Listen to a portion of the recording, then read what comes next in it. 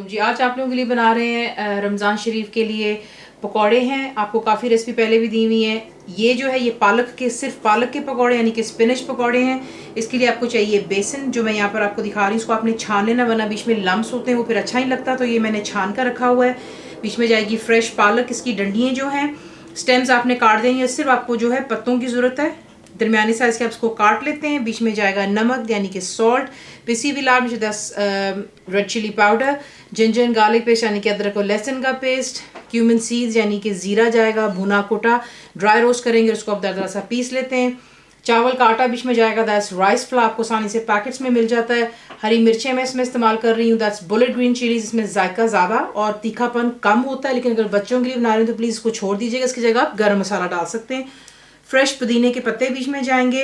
काटने की जरूरत सिर्फ हाथ से आप इसको यूँ तोड़ लेंगे रफली। हरा धनिया यहाँ पर है मेरे पास, जो मैं फ्रोज़न इस्तेमाल कर रही हूँ। तेल आपने इस्तेमाल करना है यहाँ पर इसके बैटर के लिए। इसको हल्का सा आप नीम गर्म कर लेंगे, हल्का सा वार्म कर लेंगे। पानी का इस्तेमाल है, इसको फ्राई करेंगे। आपको दिखाते हैं इसको बनाना। बेसन यहाँ पे छना हुआ है, ये गया बीच में चावल का आटा, इसको बहुत क्रिस्पी बनाएगा।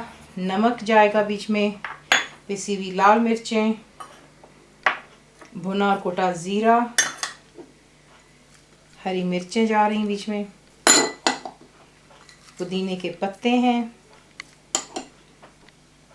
हरा धनिया, जिंजर एंड गार्लिक पेस्ट, नीम गरम तेल डालेंगे थोड़ा सा, और बीच में आप डालेंगे जो कि पालक है।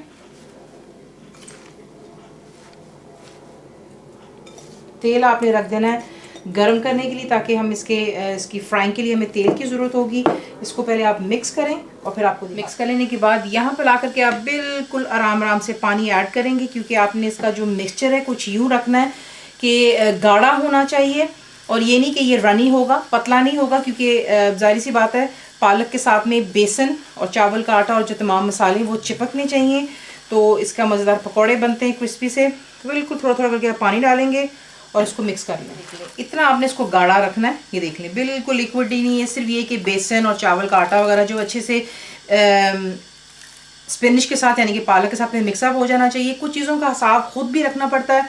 पानी आप बहुत आहिस्ता आहिस्ता ऐड करेंगे, क्योंकि काफ़ी दफ़ा पाकिस्तान और इंडिया में आपको बेसन मिलता है जो काफ़ी जैसे यहाँ पे फाइन मिलता है, वहाँ पे फाइन ही मोटा होता है, उसमें पानी का ज़्यादा इस्तेमाल हो रहा होता है, फाइन में कम का होता है, वाइस वर्सा इस तरह हो जाता है। तो वो आपको चेक करना है, सिर्फ अपनी कंसिस्टेंसी आप यहाँ पे दोबारा देख लीजिएगा। ये देख लें इस तरह होना चाहिए। तेल गर्म हो चुका है, आपको नेक्स्ट दिखाते हैं। तेल गर्म हो चुका है, इसका टेम्परेचर चेक करने के लिए मैंने थोड़ा सा डाला था बेसन का मिक्सचर, ताकि देख सकूँ टेम्परेचर बिल्कुल सही है। आपने तेल को गर्म करना है और हाथों के साथ या स्पून की मदद से छोटे छोटे साइज़ के आप बनाएंगे, और इस तरीके से आपने तेल को मेक श्योर इतना गर्म हो कि नीचे जाके इसे बैठना चाहिए, और जैसे ये कुक होगा ये खुद ब खुद फ्लोट होकर ऊपर आ जाएंगे। डाल लेने के बाद आप फ्लेम को कर लेते हैं मीडियम पर, और आप इसको गोल्डन हो जाने दें, और फिर इसे प्लेट पर निकाल कर टिश्यू पर रखें और इसे डिश आउट करें। हो जाने के बाद आप इसको सर्व कर सकते हैं पुदीने की चटनी के साथ, मीठी इमली की चटनी के साथ में, केचप जो आपकी अपनी चॉइस पर है। और आपको एक आधा तोड़ कर भी दिखाए थे कि देख लें कितना ये क्रिस्प है, ऊपर से अंदर से सॉफ्ट है। ये देख लें। फुल रिटन रेसिपी के लिए आप जाएंगे मेरी वेबसाइट पर, विच इज़ cookWithFaiza.net पर। ज़रूर बनाइए। आपको कैसा लगा दुआ में याद रखें। And thank you for watching the video.